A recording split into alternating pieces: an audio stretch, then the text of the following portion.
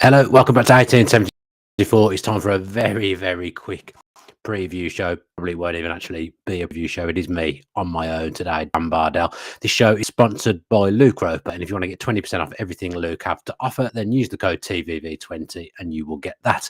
If you are watching via visual methods, then you will see I'm in my Christmas Eve pajamas, so that is a treat for everyone that has tuned in live.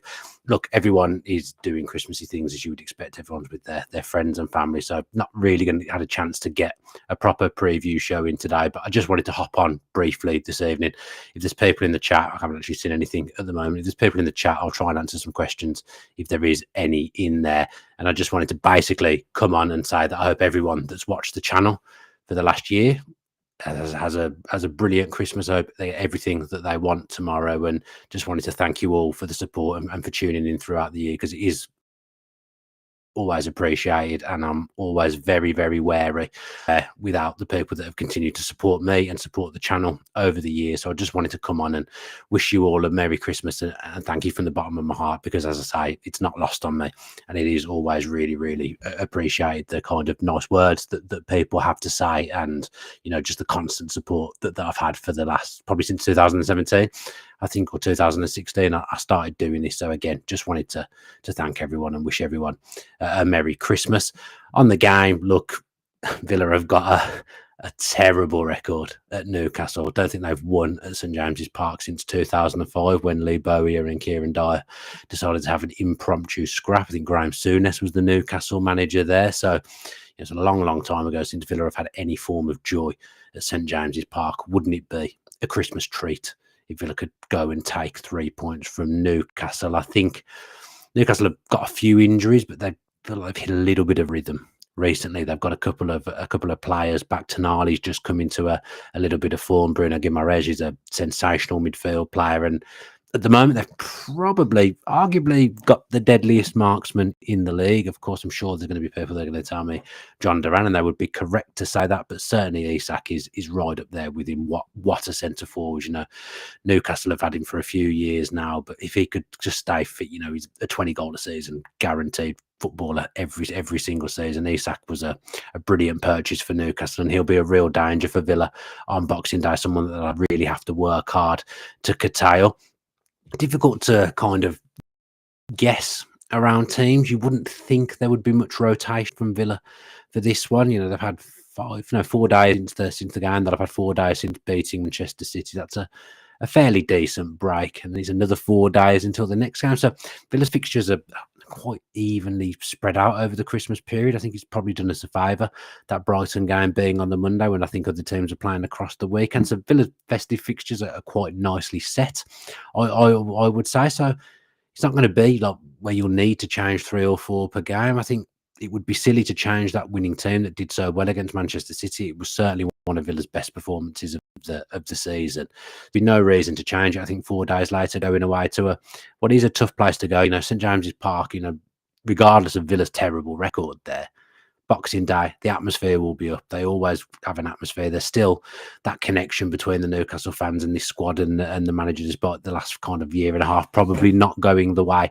that they would have wanted it to go. But I think most of the Newcastle fans still believe in this team, and they believe in Eddie Howe. They're a team that's troubled Villa on many occasions in recent years, and Eddie Howe's Newcastle, they've done a job on Villa last couple of seasons, haven't they? So it's going to be a really, really tough game. Not a happy hunting ground for Villa, not a fixture that you would have picked on Boxing Day, but we're going there in a decent moment. Of course, we lost that Forest game recently, but generally we've been winning, and we're coming into this probably with a little bit of confidence and feeling like we've got a little bit of form as well. I mentioned Newcastle have won two in a row, but Villa have kind of won 3 of the last 4, I think it is. So Villa go there with a chance. And if they play like anything like they did against Manchester City, they'll cause Newcastle problems in transition. Newcastle, we know, will press, they will harass, they will harry. Could that open up the game for the likes of Morgan Rogers, who will be full of confidence now coming off the back of that Manchester City game? I think, team selection wise, I don't think you'll see a change. Ramsey could come in from the bench. He's fit now. That'll be a boost if we can get him back amongst the 20-man squad. But I think we'll probably have to take it carefully with him, because he just keeps breaking down, and we can't have that keep happening. Richard Mack says here he'd play the same team. I think probably Unai Emery will play the same team. I don't think that it will require changes for this one, and probably again for Brighton, as I've just said. Adam here is saying that it's Newcastle's 4th game in 12 days. Will it make a difference? Sometimes we've seen with Villa last season, you can work the other way, where actually, rolling out these games is a good thing for a squad, and you can carry a bit of momentum, and you do get that little bit of momentum rather than having a break. But Villa certainly feel a little bit more refreshed maybe than they have done in recent times, just because they had that week off before the Manchester City game. I've got Alex Moreno in the chat. Don't think it is the Alex Moreno, and I've actually lost the comment as well, which is brilliant, asking me if I've heard from Flex. We chat. Me and Flex. Since he went quite big against me on TalkSport 2, Man U have hit a little bit of a difficult period, and Villa have won a few games, which I'm always delighted to see. So no, I will be wishing Flex, my good friend, a happy Christmas tomorrow though, for sure. But yeah, as soon as he started to get a bit cocky and predict that Manchester United would finish ahead of Villa, they've got to right a little bit, which I've got to be honest, I absolutely love to see it. Steve Webster kind of agrees with me with the crowd, saying we've got to start well and silence the crowd. I think that's right. That Newcastle crowd is a good crowd, and it will be up for it from the get-go on a Boxing Day fixture. So if we could get an early goal in this game and make life difficult for them, that would be a really big one for us. But Jeevan asking me about the new centre back. Genuinely, I've barely read anything about it today. I'm aware that there's something happening with a Turkish player, but I don't know any more than that. It's been a really busy Christmas Eve for me with the family. Been out all day, been doing family stuff. So it's literally the first chance I've had to even think about Villa, although they're never far from my mind. Just wondered what people thought of the Onana and Kamara partnership against Manchester City. I thought Onana was quiet in the first half, maybe didn't get up to the speed of the game. Actually, in the second half, I thought he was really, really good, Onana, and there's the makings of a good partnership, and what will be a physical and energetic Newcastle side. I think you've got to keep that midfield together, haven't you? I think that's for certain games, and with Tielemans in the 10, who everyone knows exactly what I think about Yuri Tielemans. You can see his shirt there behind me. I think we've got to keep it the same. David Starr saying happy Christmas to me and thanks for the work. Same team, same system. Newcastle are a good team, but the defence is there to be got at. Goalkeeper there to be got at for me as well. Dubravka, I mean, I'd probably be saying the same if Pope was playing, but yeah, I think the goalkeeper and the defence can be got at. It's not Newcastle's first choice back line. Obviously, Botman's a big part of what they do, both defensively and in terms of build-up play as well. He's not going to be there, so there is a chance for Villa to go there and ruffle up the Newcastle defence, depending on who plays up front. But for me, massive Ollie Watkins fan. I saw some criticism of me in the comments for the last video.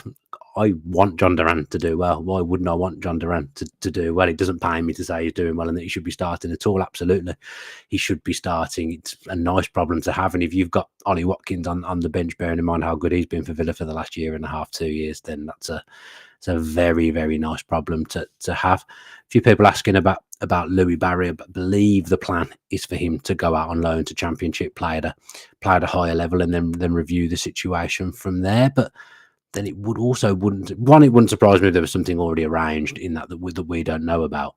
2, I would say maybe that 150th anniversary game, maybe that game against West Ham in the FA Cup. Maybe that is a chance to have a look at him in and amongst the first team. Certainly wouldn't surprise me to see him on the bench in that one. So it'll be interesting to see what Louis Barry does. But I've got a feeling there's already something in the offing for him. James Wilson says about the midfield, he says it worked well against Man City, perfect for games where we might need to absorb some pressure, just like against Newcastle. I think that's right.